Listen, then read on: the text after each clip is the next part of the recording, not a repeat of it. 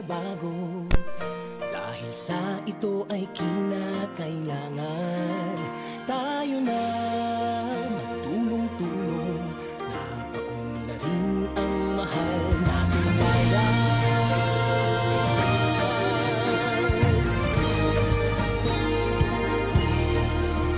Panahon na magbabago at iayos ang mga dapat ayusin. Dapat lang maging tungkulin ng bawat mamamayan dito sa atin. Ng pagbabago patungo sa pag-asenso, magsikap ng mabuti at nang guminhawa tayo. Ang malaki natin sa mundo at ipamalas ang bagong Pilipino at bagong Pilipinas.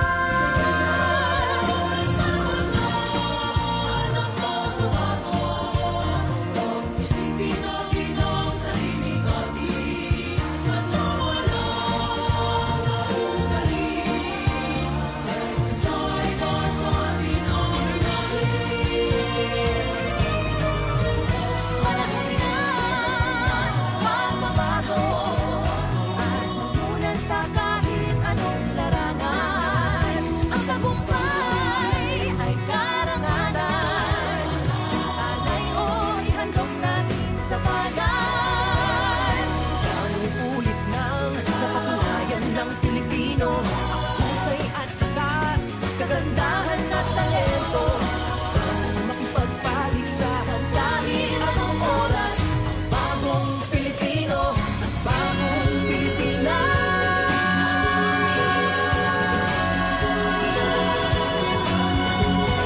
Panahon na pagbabago, Buhay natin ay gawing maaliwalas. Langit ang magandang bukas, bunga ng bagong Pilipinas.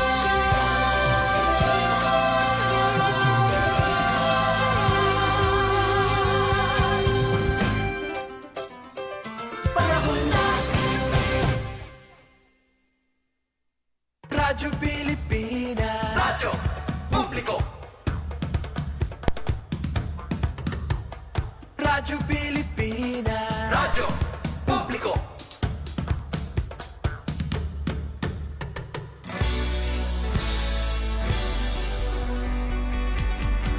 Mahalagang mga balita, napapanahong impormasyon. Kami ang inyong gabay pag may bagyo at sakuna. Serbisyo ng gobyerno kapag may nangangailangan. Mga proyekto ng Pangulo, damang-dama ang pagmamahal niya. Tulay ng mga hinaing, ang problema ng bayan ating lulutusin. Tulay sa himpapawid, tulay ng pagbabago. Radyo Pilipinas, ng bagong Pilipinas. Radyo Pilipinas, ng bagong Pilipino. Mga proyekto ng Pangulo, damang-dama ang pagmamahal niya. Radyo Pilipinas, Radyo Publiko. ang boses ng Pangulo.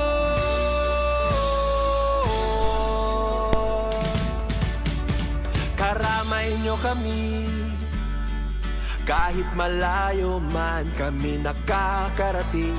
OFW magsasaka, buhay ay iba't iba, san mang lugar ng bansa natin. Tulay ng mga hinaing, ang problema ng bayan ating lulutasin. Tulay sa himpapawid, tulay ng pagbabago. Radyo Pilipinas, Radyo Publiko. ng bagong Pilipinas. Radyo Publiko. Radyo Pilipinas, Radyo Publiko. ng bagong Pilipino. Mga proyekto ng Pangulo, damang-dama ang pagmamahal niya. Radyo Pilipinas, Radyo Publiko, ang boses ng Pangulo. Radyo Publiko, Radyo Pilipinas, Radyo Publiko. Radyo Pilipinas.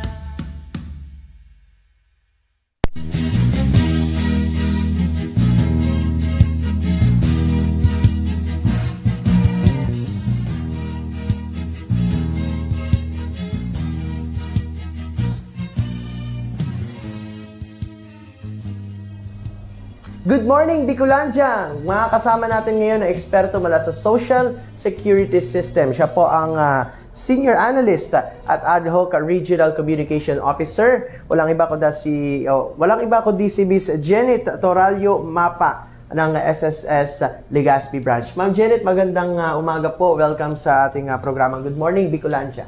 Yes, good morning Sir Paul. At sa lahat pong nakaantabay ngayon sa Good Morning Bicolandia. Magandang umaga po sa inyong lahat.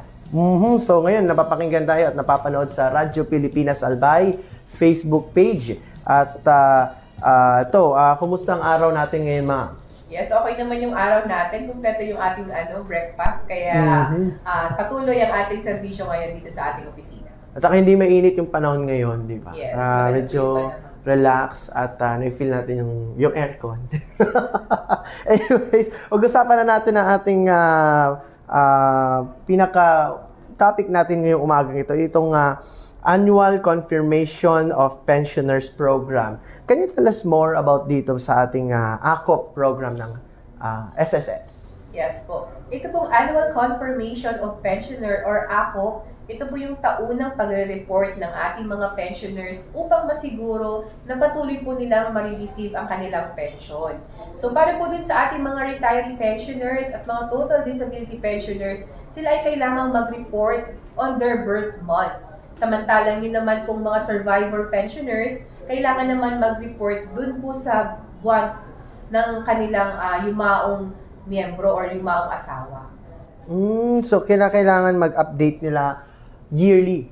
Yes, tama ka po Sir Paul. So kailangan po nila mag-update yearly para maiwasan po yung pagka-suspend ng kanilang mga pension. Bakit kinakailangan po pala ng kinakailangan nilang mag-update ng kanilang mga datos? Tama ba? Datos or what? Yes, kailangan po nilang mag-report sa pinakamalapit na SSS office para ma-verify po namin na kumbaga buhay pa rin po yung ating pensioner. At the same time naman po para dun sa ating mga total disability pensioner, ito din po yung aming way para ma-determine na sila po ay talagang qualified pa as disability pensioner o kumbaga meron pa po silang impairment or disability na nararamdaman. Samantala naman po para naman po dun sa ating mga survivor pensioners, bini-verify po namin kung sila po ay qualified pa to be a legal dependent spouse, kumbaga dependent for support pa po sila. Wala pa cohabitation, hindi pa po nagre-remarry para hindi po maputol ang kanilang pension.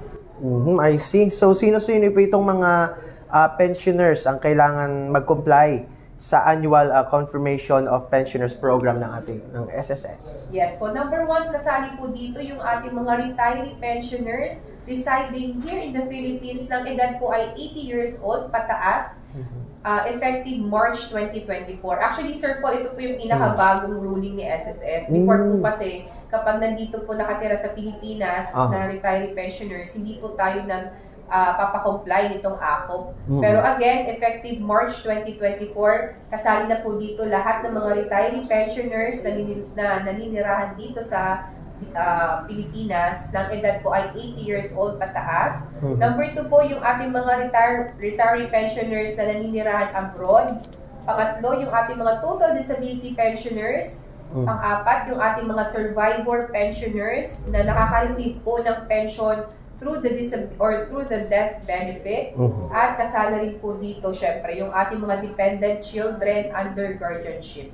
Okay, so bakit hindi kasali yung mga, for example, mga 70 to 80 years old?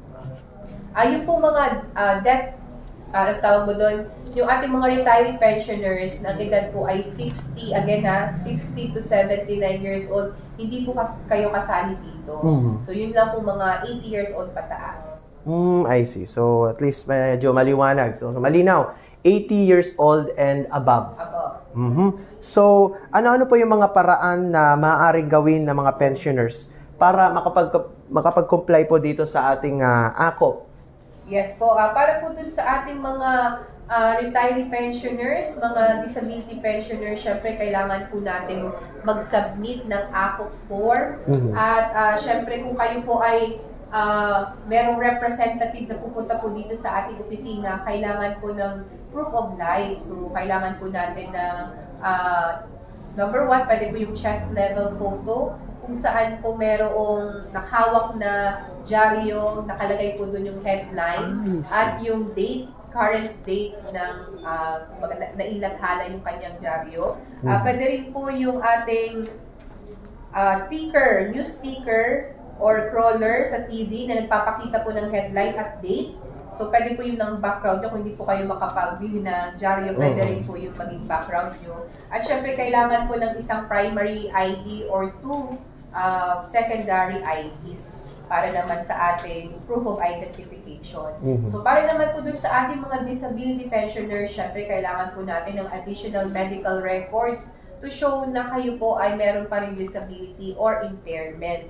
Para naman po dun sa ating mga pensioners na kumbaga mahihirapan na pumunta dito sa ating opisina para mag-comply, pwede rin po kayo mag-request ng domiciliary visit or home visit kung saan kami na po mismo ang pupunta sa inyong bahay to verify your existence. Ang ganda nito, maraming paraan para mapatunayan natin na buhay pa yung pensioner. Yes po. And aside dito sa, for example, TV or yung parang pinapakita sa TV yung date, di ba? And then yung dyaryo, yun lang po ba yung allowed sa ngayon? Sa ngayon po yun muna yung allowed for the proof of life. Pero again, yun po yung requirements kapag representative yung pupunta dito sa aming opisina or mag-comply kayo through email or courier. Yun, idagdag natin. No? Kanina nabanggit ko, ang compliance ito pwede over the counter. Pwede po pumisita sa bank kung saan po kayo nagdideposito. Pwede rin po through e-courier. So, ang aming pong address ay Legazpi, SSS Legazpi Branch, Morante Building, Imperial Court Subdivision, Phase 2, Legazpi City. At pwede rin po through email. So, yan mas madali na po yung comply dito kasi meron po kami mga iba-ibang proseso para mas mapadali yung ating compliance. So, pwede rin po through email. Again, yung ating email is legazpi@sss.gov.ph. So, kung kayo po ay magko-comply through email, through a courier, or through a representative, kailangan po yung ating proof of life. Yun po yung nabanggit ni Sir Paul na chest level photo na nakahawak po yung, may hawak ka pong dyaryo, or yung news sticker na background kung saan nakalagay po yung date.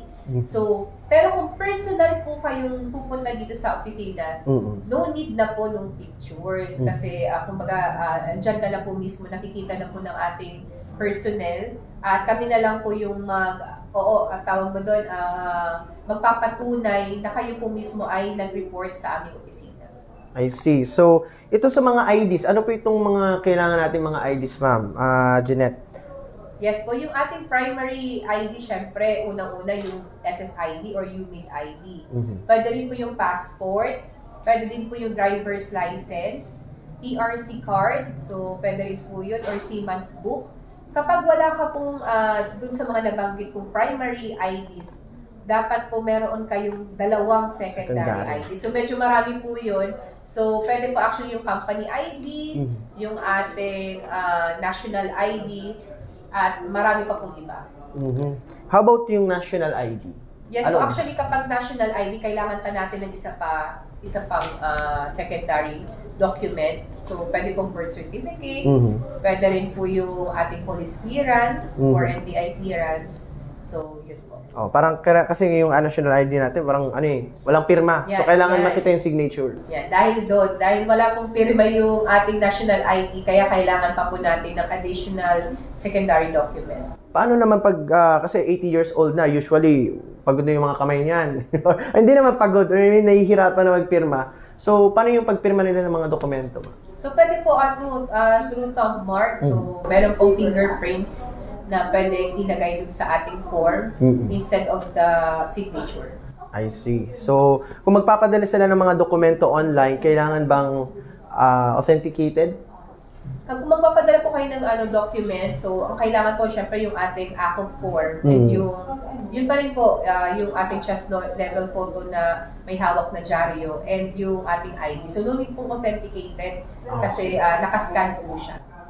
So, at least mas madali na yun at mas convenient sa ating mga kababayan. Kasi makakatulong naman ito sa kanila at para tuloy-tuloy na matanggap nila ang mga serbisyo at benepisyo mula sa SSS. So, ngayon po, paano po mag-comply at anong dapat ihanda para dito sa AKOP ng ating mga members?